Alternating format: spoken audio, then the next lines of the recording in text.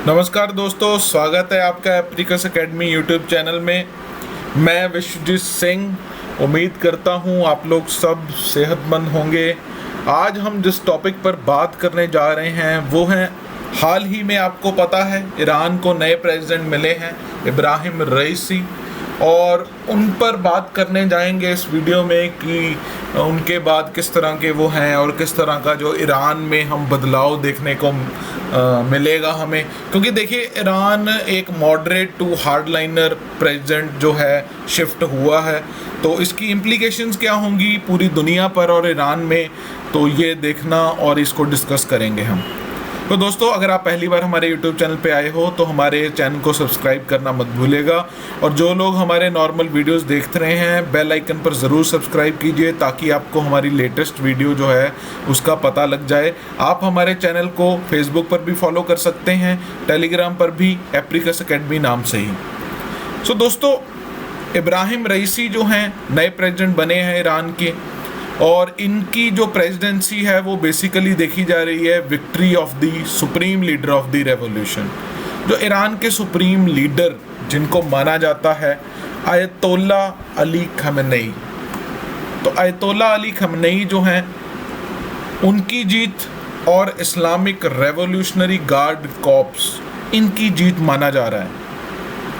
कई ईरानी और international observer हैं, उनका ये मानना है कि जो गार्डियन काउंसिल है 12 member body of jurist and clerics, उन्होंने बहुत ही इंजीनियर्ड सिलेक्शन की है।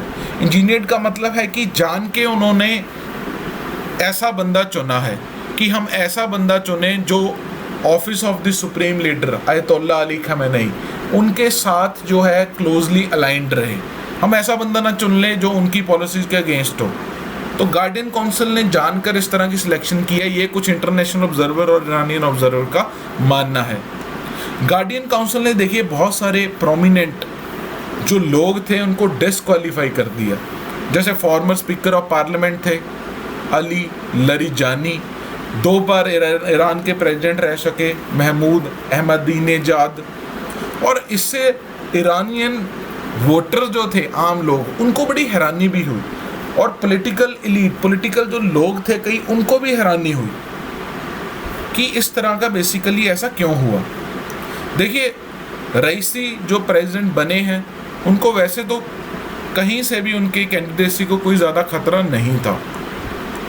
फिगर्स रिलीज की गई हैं जो इंटीरियर मिनिस्टर रहमानी फजली के द्वारा, उसमें ये देखने को मिला है कि वोटर टर्नआउट 48.8% था। ये अब तक का ईरान का लोएस्ट वोटर टर्नआउट है पिछले 4 डेकेड्स में। इस्लामिक रेवोल्यूशन 1979 में ही आई हुई थी। सो हार्डलाइनर है, जैसा मैंने आपको बताया इब्राहिम रईसी बेसिकली हार्डलाइनर है। इनका मेन चैलेंज यही रहेगा कि किस तरह से हम प्रोटेक्ट करें और सस्टेन करें आइडियोलॉजिकल फ्रेमवर्क जो हमने 1979 इस्लामिक रेवोल्यूशन के बाद अडॉप्ट किया था, है ना। 1979 में क्या होता है कि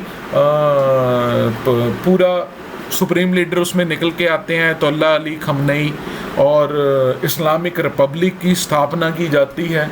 बहुत बड़े लेवल पर ये रेवोल्यूशन होती है, एक इस्लामिक रिपब्लिक ईरान जो है वो एग्जिस्टेंस में आता है। तो एक तो ये देखेंगे कि 1979 इस्लामिक रेवोल्यूशन की जो आइडियोलॉजी थी, फ्रेमवर्क थे, उसके साथ चला जाए। दूसरा ये देखेंगे कि नॉर्मल जो ईरानियन पॉपुलेशन है, जनरल जो लोगों की ज़रूरतें हैं, उनको किस तरह से हम टैकल करेंगे, क्योंकि पिछले कई सालों से पॉलिटिकल मिसमैनेजमेंट और इकोनॉमिक करप्शन हुई है ईरान में।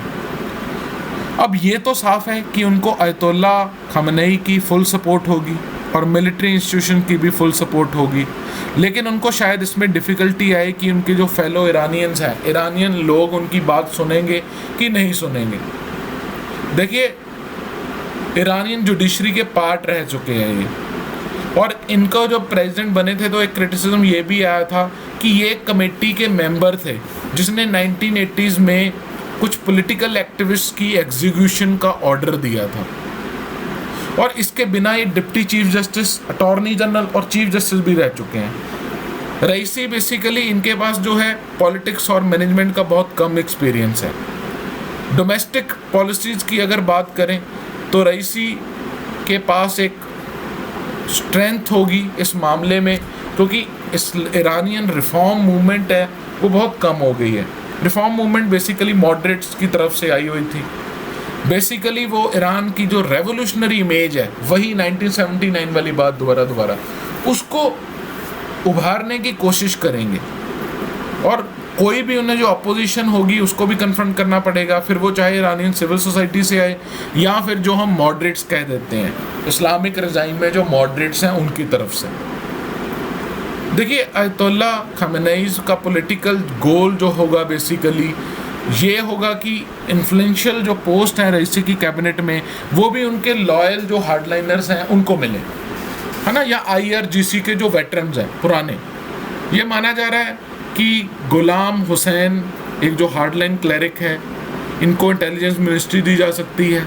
अली रेज़ा ज़कानी ये बेसिकली फॉर्मर सेक्रेटरी जनरल रह चुके हैं alliance of wayfarers of the Islamic revolution. Mahmoud Nabavian ये क्रिटिक रह चुके हैं ईरान न्यूक्लियर नेगोशिएशन के। और परवीज़ फतह जो IRGC कोऑपरेटिव फाउंडेशन के डायरेक्टर रह चुके हैं। तो इन लोगों के नाम जो बेसिकली सामने आ रहे हैं जो रईसी की कैबिनेट में होंगे। और रईसी की जो चॉइसेस हैं उनको खुद इतना शायद चूज़ करने का मौका ना मिले, क्योंकि उन्हें जो अयतुल्ला खमेनेई उनका जो फ्रेमवर्क है और IRGC का जो विज़न है उसके अंदर इस तरह के लोग फिट करने पड़ेंगे। फॉरेन पॉलिसी की बात करें तो मोस्ट प्रोबेबली रईसी जो हैं वो सुप्रीम लीडर के डायरेक्टिव्स को ही फॉलो करेंगे, वो जितने भी न्यूक्लियर एग्रीमेंट्स US और यूरोप के साथ हैं। हालांकि यहाँ पर एक और बात मेंशन करना ज़रूरी है, रईसी जो हैं वो उन हार्डलाइनर्स में से नहीं थे जिन्होंने joint comprehensive plan of action का विरोध किया था, क्रिटिसाइज किया था। 2017 की इलेक्शन डिबेट में रईसी ने कहा था कि JCPOA एक नेशनल डिसीजन है, और रीसेंट इलेक्शन डिबेट्स में भी उन्होंने ये बात कही है कि वो सपोर्ट करेंगे न्यूक्लियर एग्रीमेंट को रिवाइव करने के लिए अगर ये ईरानियन लोगों के हित में होगा। तो ये इंटरेस्टिंग होगा ये देखना कि किस तरह से ईरान के लोग, इंटरनेशनल कम्युनिटी वो रईसी की पॉलिटिकल और इकोनॉमिक पॉलिसीज़ के रिएक्ट करेंगे, किस तरह से रिएक्ट करेंगे। और रईसी के बैकग्राउंड और उनकी प्रीवियस स्टेटमेंट के चलते यही लगता है कि उनकी प्रेसिडेंसी जो है वो अल्ट्रा कंजर्वेटिव स्टाइल वाली होने वाली है बिकॉज ऑफ हार्डलाइनर, और किसी भी तरह का एडवेंचरिज्म है वो देखने को नहीं मिलेगा। ये भी माना जा रहा है कि रईसी की जो गवर्नमेंट है वो हसन रूहानी जो पहले प्रेसिडेंट थे उनके जितना सक्सेसफुल नहीं हो सकती ईरान की US और यूरोप के साथ समस्याओं को रिजॉल्व करने के लिए। जिस तरह से हसन रूहानी ने रिजॉल्व की थी ये समस्या, और इराक, अफगानिस्तान, सीरिया और लेबनान में जो इश्यूज़ को रिजॉल्व किया था, शायद वैसे रईसी की गवर्नमेंट ना कर पाए। और यहाँ ये भी देखना होगा कि क्या नए प्रेसिडेंट जो हैं वो इस्लामिक रजाइम की पॉपुलर लेजिटिमेसी को किस तरह से रिस्टोर कर पाएंगे, और उन्हें गवर्नेंस पर बहुत ही ज़्यादा फोकस और प्रॉपर इम्प्रूवमेंट और डिलीवर करना होगा, तभी बेसिकली वो इस डूबती नाव को बचा सकेंगे। ये बड़ा ज़रूरी होगा। तो अभी देखना होगा कि क्या सिस्टम आएगा। तो दोस्तों इसमें याद रखना किस तरह का उनका सिस्टम है। देखिए क्योंकि उनके हार्डलाइनर हैं तो ज़रूर इस बारी जो है पॉलिसी स्टांसेस इकोनॉमिक फ्रंट पे, इंटरनेशनल फ्रंट पे, क्योंकि अमेरिका के साथ आपको पता है ट्रम्प के टाइम पे बहुत ज़्यादा टेंशन होती रही है, लेकिन अभी वहाँ पर बाइडन है और इधर हार्डलाइनर स्टैंड आया है, रईसी है। तो ये किस तरह से इनका जो न्यूक्लियर एग्रीमेंट पर कोई बातचीत होगी ये आने वाला टाइम ही बताएगा। लेकिन फिर भी ये देखना होगा क्लोजली, बिकॉज ईरान जो है basically that is also an important country, और हमारे भी ईरान के साथ काफ़ी अच्छे संबंध रहे हैं। कहीं ना कहीं कुछ हद तक हमें वो संबंध थोड़े से कम करने पड़े थे just because of US pressure.